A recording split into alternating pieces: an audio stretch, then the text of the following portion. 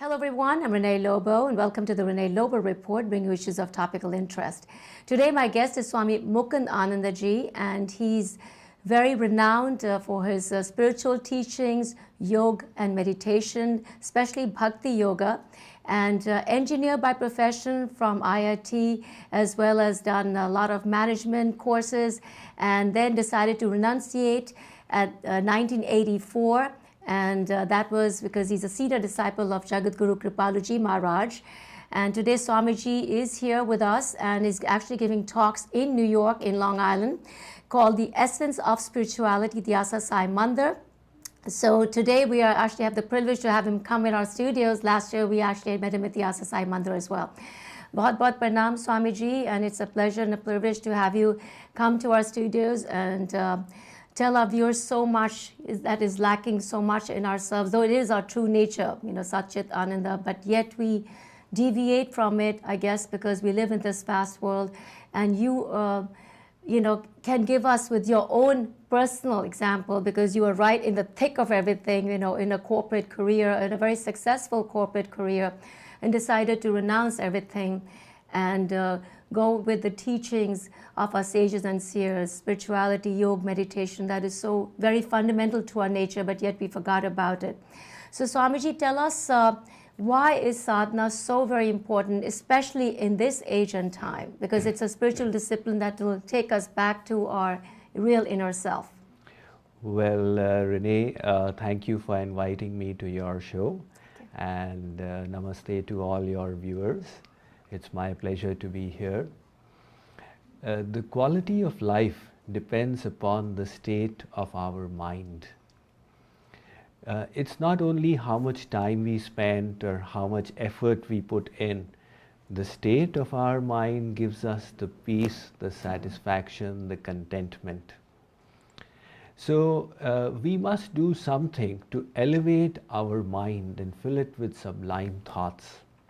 Like, for example, people do sedentary work all day long, but then they realize that in order to maintain their health, they must put in half an hour or so for physical exercise, otherwise the health will deteriorate. So they spend half an hour for maintaining the body and get the benefit for 24 hours. Now similarly, the sadhana, spiritual sadhana, is exercise for the mind. Sometimes when I speak in business schools, I ask them that, do you realize that the effectivity of your management is dependent upon the state of your consciousness? So they all admit it's a fact. It's not merely the skills that we have learnt in our business school, but the consciousness we bring to bear upon our work. So I say, if you realize that in order to be an effective manager or an effective leader, you need to uplift your mind, then isn't it important to spend some time in nourishing the mind? So true. So I like to give the adage, manager, manage thyself. So true. You wish to manage a big organization, personnel, finances, information, marketing environment. How about managing your own self?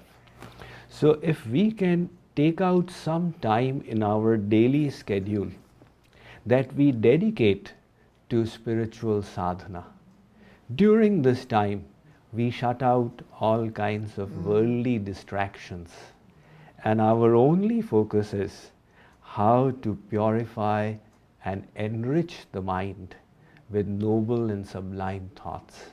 Then this sadhana helps us throughout the day. Swamiji, so what would you say would be the most important element in sadhana? Would it be to nurture the spirit and purify the mind? The most important element will be to establish the mind in the truth, in God, in the self. Because the mind is the cause of bondage and the mind is the cause of liberation. Right. Swamiji, what would you say is the secret of focusing the mind? Because The minute you try to go into an introspection or a journey that is like your self-discovery retreat, the mind starts throwing out so many thoughts. It's like almost like in 1 minute there are like 10 thoughts coming in already. This thing, that thing, it's just all over the place. There has to be some way of stilling the mind, because it becomes very difficult, especially when the sadhak is sitting for a spiritual discipline. Well, Renee, that is a fact. This mind is a subtle machine given to us by God.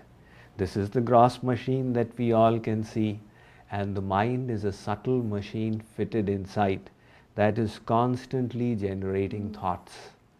These thoughts are like waves.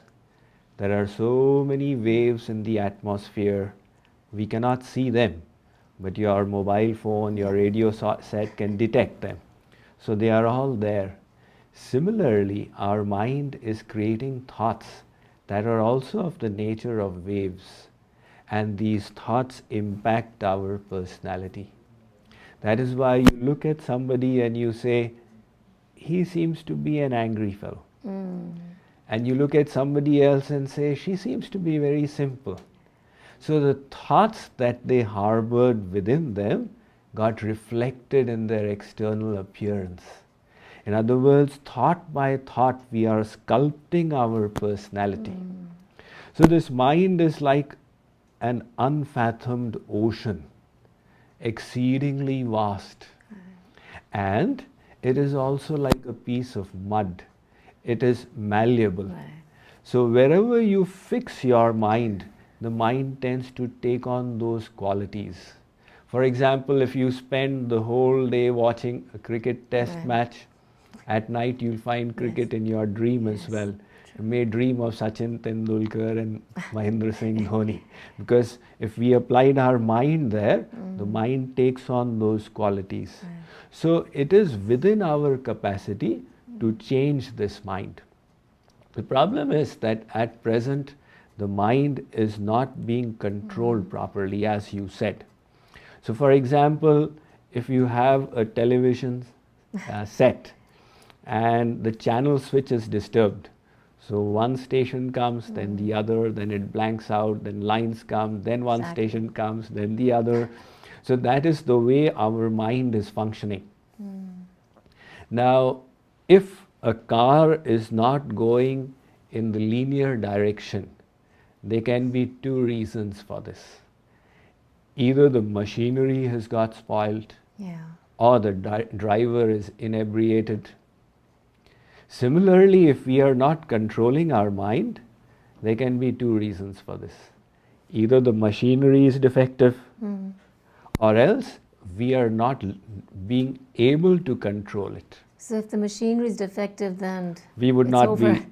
That's right. Such people would probably be in lunatic asylums, etc. So for most of us, the vast majority, we have a proper machinery given by God, but we haven't learned the control of it. So to be able to control that, that is the technique of meditation. So it's not, it looks simple, it sounds simple, but Swamiji, it gets to be very difficult, especially when you sit down and start doing sadhana. The mind keeps throwing thoughts. Some could be negative, some could be angry. Oh, this person did this to me. Some, I'm hurt. So all these keep coming and they disturb the sadhana. So how do we, at that particular time, everything comes in, especially when you're trying to still the mind throws in more thoughts. It's like, if you can control the mind is your best friend. Otherwise, God forbid, because it'll just keep throwing on those waves and waves of different thinking patterns. Well, Renee, there are many techniques of meditation for controlling the mind that are practiced around the world. Now, all these techniques can be divided into two categories. One of them endeavors to still the mind. Okay. In Hindi, they say, "Man ko maar, to beda par." Wow. If you can finish the mind, your work is done. That's it. Yeah. And the other says that don't still the mind, that is unnatural. Yes. The mind is such that it constantly generates thoughts. And to be able to stop it from thinking is very difficult, very unnatural. So you do a very simple thing. You divert the mind to God. Right. It's like, let's say somebody is driving a bicycle. Now, if you press the brakes, you will fall either to the left or to the right. Yes. But if you turn the handle around, the bike will go very easily.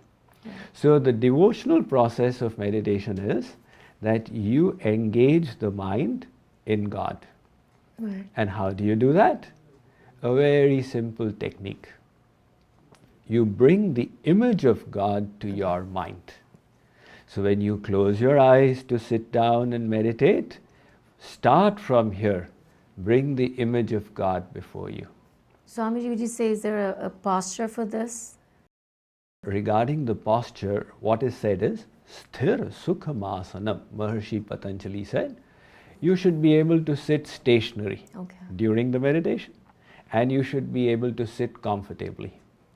So we can sit in a variety of postures as long as they fulfill these two criteria.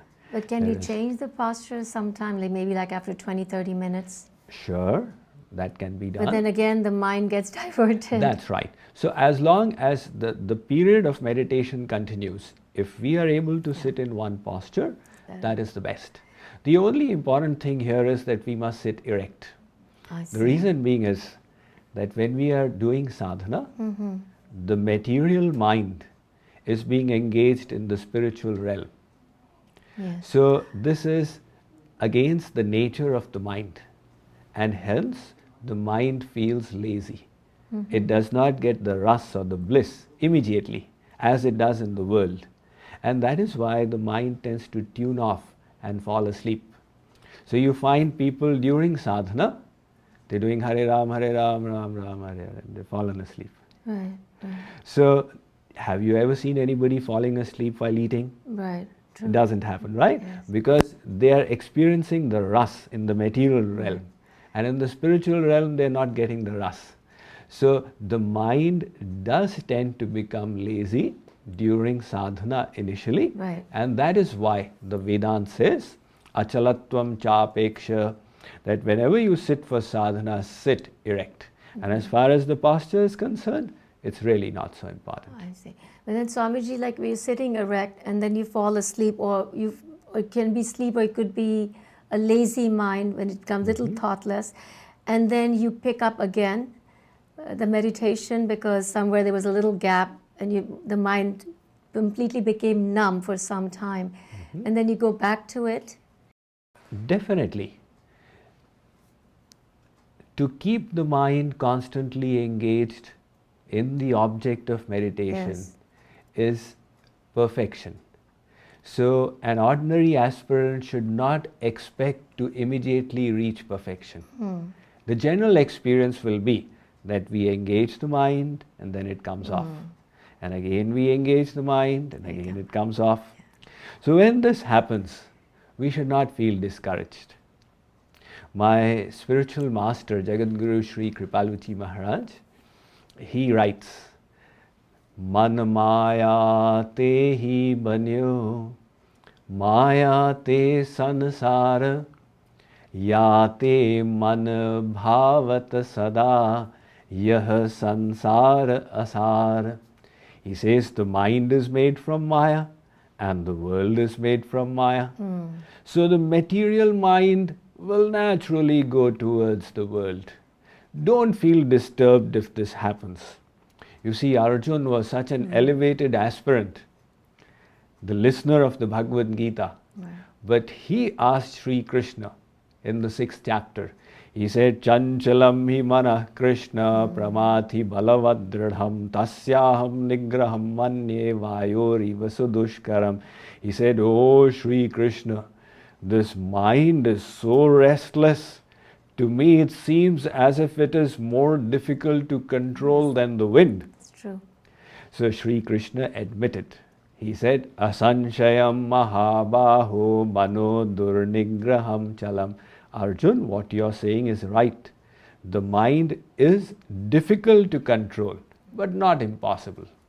So with effort, it can be done. So he said, Abhyasena tu kaunteya vairagyena cha grihyate. With practice and with detachment, it will come under control. So practice means that each time the mind wanders off, you bring it back. Again it wanders off, again you bring it back. And slowly, slowly, you will start getting success. Let's say the first day you were able to fix it only for 1 out of 10 minutes. After 1 week, you will reach 2 out of 10 minutes. After 3 weeks, you will reach 3 out of 10 minutes. And once we have crossed 5 minutes, then it will become very easy. Swamiji, a lot of times they say that you should do 10% of your time. That means 2 hours and 40 minutes, or let's say 2.5 hours every day. So we can start maybe with half an hour, 1 hour, then keep proceeding it, because somebody just starting new may not go for 2.5 hours. It might just blow his mind away. So Swamiji, would you recommend a good time for sadhana? The 10% rule is definitely recommended by the scriptures. 10% of our wealth. Yes. God says that you give it away in charity. Otherwise that wealth will be impure, it will be lost in court cases and medical bills. True. Similarly, he says, I have given you 24 hours, you give 10% of it to me for that spiritual sadhana. Now 10% is a lot, so that's more than 2 hours. And for New Yorkers, with so much of traffic and the subways, it's quite a thing to take out so much time. So possibly God has got a special scheme for the people in America, all right, at least 1 hour. But we should make a resolve, even if not an hour, even if half an hour, we should make a resolve that I will take out time every day. You see, unless we resolve, we will not move forward, because each person has to do their own practice. Just like all birds have to fly their own flight, saints and teachers can come and encourage, can guide, can inspire, but if somebody doesn't want to do, what can they do? So we must decide that I am taking out 24 hours for the purpose of the body. And now this body is going to turn into mud one day. So what about the nourishment of my own soul? I must take time out for it. So whether it's half an hour, 1 hour, 2 hours, the best time for this is the morning time. Amrit Vela. That's right. It's also called Brahma Muhurt.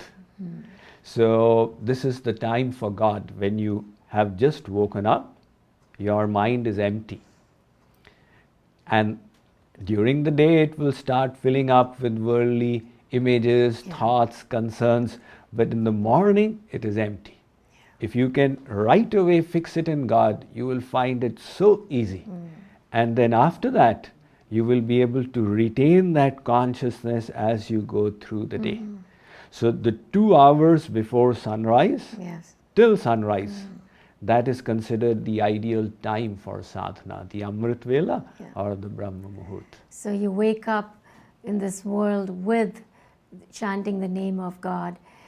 Swamiji, would you say that 10%, even let's say hopefully with the grace of the Guru and the God and Supreme Energy, we can go with 10%, maybe 15%, and we get intoxicated. So it's possible to think of the divine while living in this material world, completely mired in this world that takes us in a different route.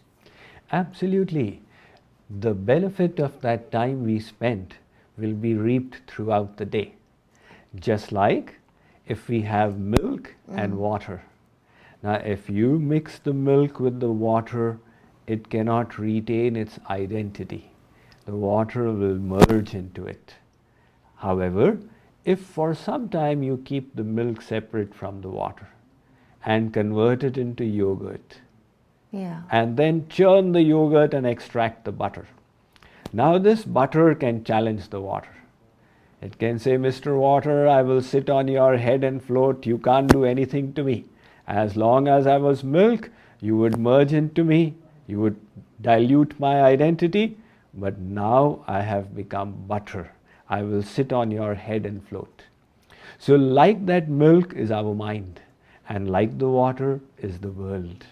At present, we are not able to keep the mind above the worldly distractions. But for some time, we block off the world in our personal sadhana, and we change the nature of the mind into butter. And when that happens, then we can challenge.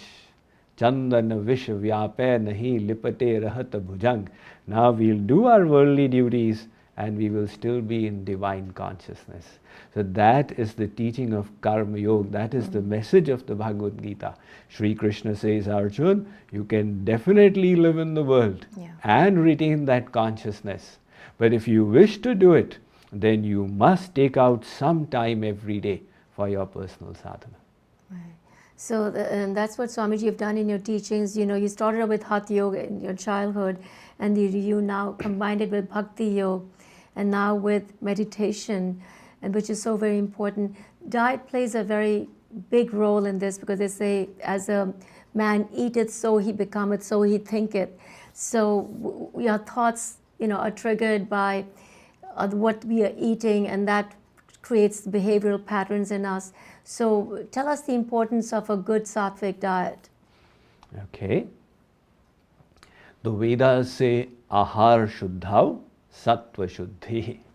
If you eat pure foods, you will develop a pure mind. Right. So what we eat, not only does it make our body, it also makes our mind. Yeah. And if we wish to achieve success in the spiritual path, we must be careful to eat sattvic things or pure things. So the sattvic things are the fruits, the vegetables, the lentils, the pulses and beans, the dry fruits, all kinds of dairy products. So these are foods in the mode of goodness. If you see in nature, the animals that are eating vegetarian foods, they may be huge like the elephant or the buffalo or the giraffe, but they are peaceful. Whereas the carnivorous animals are by and large agitated. So we can see before us that food is having an impact on the nature. And if we wish to achieve success, it is important to remember that our diet will also play an important part in this. And Swamiji, your website is JKYog.org, and we can learn a lot about your teachings, where you expounded with simplicity, the esoteric principles of our scriptures, and made them so very relevant in a modern day context. Tell us, you're having these talks through the 14th of June at the Asasai Mandir, Essence of Spirituality. Tell us in this, what do you see is the real essence of spirituality? Is it meditation, connecting with the divine, which is a signature of our spirit? Renee, the essence of spirituality is to understand that we are not the body, we are divine souls, and our eternal relationship is with the Supreme Divine Soul, who is God. So we are all tiny parts of Him, right, and we need to develop love for Him. Right. So the most important instruction of all the religious traditions around the world is to develop love for God. The Vedas are definitely saying it. Vasudeva para Veda, Vasudeva para Makha, Vasudeva para Yoga, Vasudeva para Kriya, that the goal of all your activities is to love God and to please and satisfy Him. But this is also the message of the other scriptures. Yeah. Jesus was asked, what is the most important commandment in the law? So He said, the first and foremost commandment is to love the Lord thy God with all thy heart and all thy might and all thy soul. So to love God is the essence of His teachings. And the Quran Sharif is also saying the same thing. Ma khalaqtal insa wa jinna illa liya'budun ya ayyuhu allazin. that Allah Miya Khudawan Ta'ala made insan so that he does ibadat of Allah, or he learns to love him. So if we can fill our consciousness, our mind, our intellect, our life with love for God, that is the essence of spirituality. And Swamiji, would you say that loving God's creation is loving Him? When we love God, we see the whole world in connection with Him. Right. So we see this as a part of Him. We see ourselves as His humble servants. And whatever we do, whether it's interacting with others, whether it's performing our daily duties, we do it for the pleasure of God. In other words, we dedicate our activities to Him. So loving God makes every aspect of our life divine and consecrated to the Supreme. Absolutely. And Swamiji, do you give initiation to your disciples? No.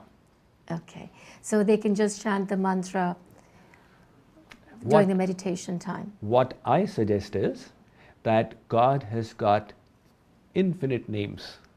Okay, just chant. You can just chant any name of God. That's right. Thank you so much, Swami G. And we could have gone on with you forever. Good time is the constraint over here. Swamiji is giving talks through June 14th at the Asa Sai Mandir, which is in Hicksville. That's 80 East Barclay Street in Hicksville. You can also go to Swamiji's website, which is JKYog.org, to learn more about his tours in the United States. Thank you so much, Swamiji. It's always been a pleasure to learn so much from you and the insight and to imbibe, to manage our own selves before we manage our careers. Thank you so much, Swamiji. Thank you, Renee, and my best wishes to all your viewers. Yeah. Radhe Radhe, Swamiji. Radhe Radhe. Yeah.